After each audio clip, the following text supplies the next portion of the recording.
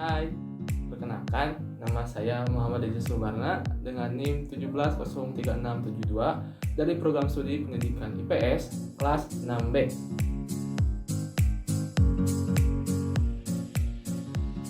Apa kabar kalian semua? Semoga kalian baik-baik saja dan ingat tetap di rumah dan belajar di rumah. Juga jangan lupa untuk sering cuci tangan dan jaga kesehatan, oke? Nah, dalam video kali ini kita akan membahas materi pembelajaran IPS kelas 8, yaitu tentang upaya untuk meningkatkan potensi ekonomi maritim di Indonesia dengan menggunakan metode talking stick. Nah, untuk materi yang akan kita bahas pada pertemuan kali ini, saya akan menggunakan kredit 3.3 dan 4.3 dengan alokasi waktu 2 kali 40 menit. Apa saja sih materinya? Nah, materi yang akan kita bahas pada hari ini bisa kalian lihat di sisi kanan saya. Ada apa saja? Bisa kalian lihat sendiri, oke? Sebelum masuk ke materi yang akan kita bahas, saya akan mengenalkan pendekatan dan metode yang akan saya gunakan pada video hari ini. Nah, untuk pendekatan yang digunakan adalah pendekatan model cooperative learning dengan metode talking stick atau tongkat berbicara. Nah, kalian pasti penasaran dong, apa sih metode talking stick itu? Di sini saya akan menjelaskan apa itu tentang metode talking stick. Menurut Karl Lathus dalam Ramadan tahun 2010 mengutarakan bahwa talking stick atau tongkat berbicara adalah model pembelajaran yang dilakukan dengan bantuan tongkat, di mana siswa yang memegang tongkat wajib menjawab pertanyaan yang diberikan oleh guru kepada siswa yang telah mempelajari materi pokok sebelumnya. Nah, model pembelajaran talking stick sangat cocok diterapkan bagi siswa dari mulai jenjang sekolah dasar sampai sekolah menengah pertama, karena selain melatih siswa untuk berbicara, juga dapat menciptakan suasana kelas yang menyenangkan dan membuat siswa menjadi lebih aktif. Selain pengertiannya, model pembelajaran talking stick juga memiliki tujuan. Apa saja tujuannya? Yang pertama, untuk meningkatkan aktivitas siswa selama kegiatan pembelajaran. Nah, dalam hal ini, yang siswa yang awalnya pasif, dia akan tergugah hatinya dengan menggunakan metode talking stick ini untuk menjadi lebih aktif dan ikut bekerja sama dengan para temannya. Selanjutnya, melatih siswa agar mampu berbicara atau mengeluarkan pendapatnya di depan umum. Nah, ketika siswa yang mendapatkan tongkat dituntut harus menjawab pertanyaan yang telah diberikan oleh guru kepada dia, otomatis dia harus menjawabnya kan? Nah, dari sana dia pun akan dilatih berbicaranya di depan umum dan keberaniannya. Selanjutnya, membuat suasana pembelajaran yang lebih hangat, menyenangkan, serta tidak menegangkan. Nah, anak-anak murid SMP, khususnya kelas 7 sampai kelas 8, kan masih masa transisi dari SD. Otomatis mereka masih menginginkan model pembelajaran yang menyenangkan dan tidak banyak ceramah. Kemudian melatih mental siswa agar lebih berani saat dihadapkan oleh sebuah pertanyaan, dan mendidik siswa agar mampu bergotong royong dalam memecahkan masalah dengan teman-temannya. Nah, dari uraian yang saya telah sampaikan tersebut dapat disimpulkan bahwa model pembelajaran talking stick dalam pembelajaran mempunyai tujuan untuk membangun aktivitas siswa sehingga dapat meningkatkan kemampuan kognitif, afektif, dan psikomotor siswa. Oleh karena itu, model ini dapat diterapkan sangat cocok diterapkan dalam pembelajaran IPS baik di luar maupun di dalam kelas. Setelah kalian mengetahui pengertian dan tujuan dari metode talking stick, di sini saya akan menjelaskan langkah-langkah di mana guru memerankan atau memeragakan model talking stick ini di kelas. Menurut Ramadan tahun 2010, langkah-langkah penerapan model pembelajaran talking stick adalah sebagai berikut. Yang pertama, guru membentuk kelompok yang terdiri atas 5 orang atau lebih. Itu tergantung jumlah murid yang ada di kelas yang guru itu ajar. Nah, sebelum pelajaran dimulai, si guru itu menstimulus muridnya dan mengarahkan semua muridnya untuk membentuk sebuah kelompok yang nantinya dia akan diberikan materi. Kemudian guru menyiapkan sebuah tongkat yang panjangnya 20 cm kira-kira seperti ini. Ini lebih panjang ya. Kemudian guru menyampaikan materi pokok yang akan dipelajari. Kemudian memberikan kesempatan para kelompok untuk membaca dan mempelajari materi pelajaran.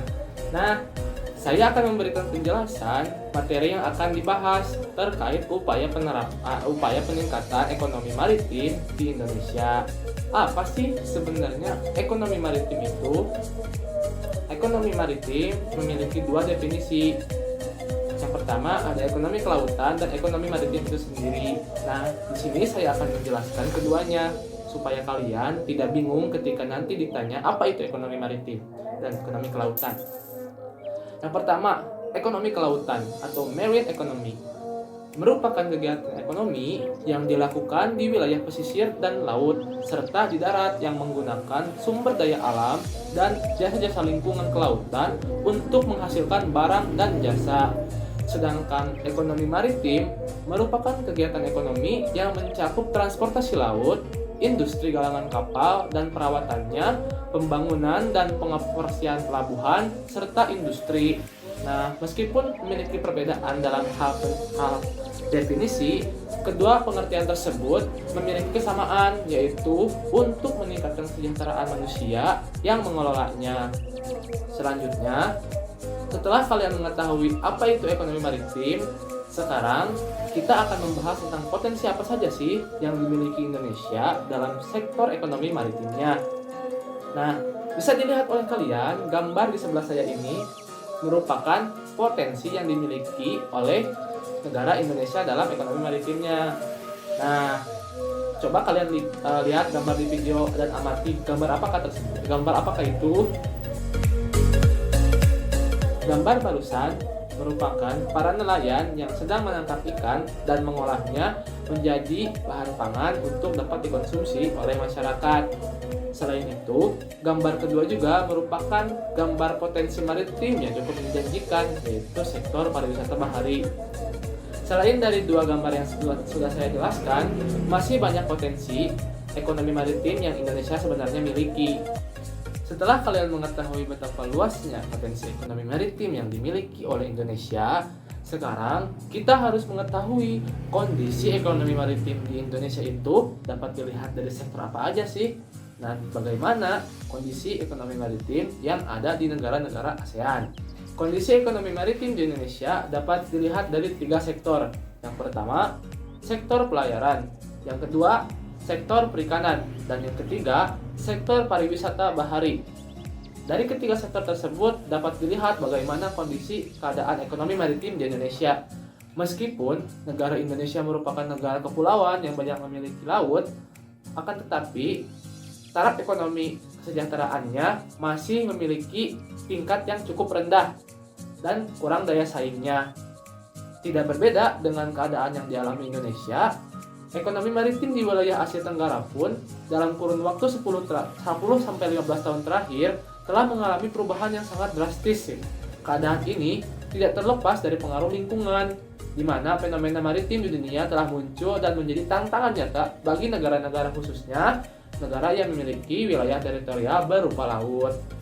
Nah, selanjutnya, apabila keadaan ekonomi maritim Indonesia dan negara ASEAN masih dalam keadaan yang kurang baik, bagaimana sih strategi atau kebijakan pemerintah untuk mengupayakan suatu penguatan dalam ekonomi maritim yang ada di Indonesia?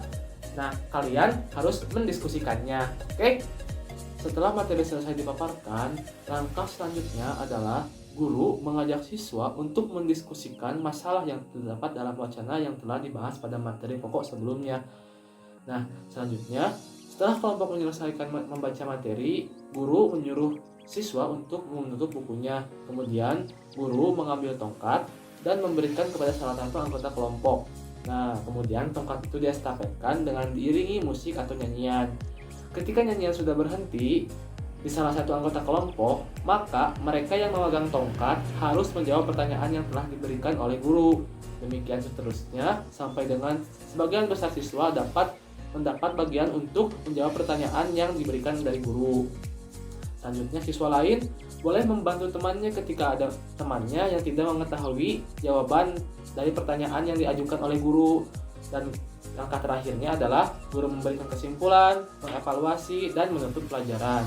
Dalam penerapan model pembelajaran talking stick, pasti ada kelemahan dan kekurangannya.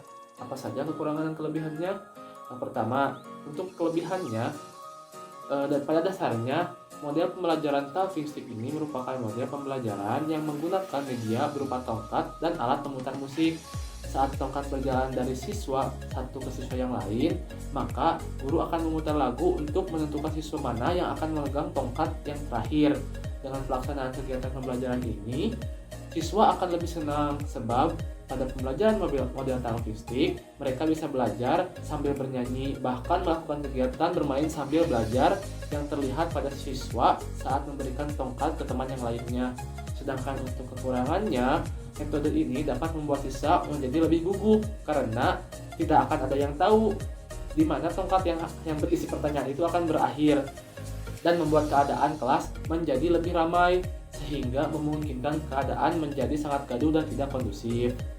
Nah, begitu banyak kan materi yang sudah disampaikan dalam video ini. Semoga materi yang tadi disampaikan bermanfaat bagi kalian semua. Jangan lupa klik tombol like dan share karena dapat membagikan ilmu kepada yang lain itu merupakan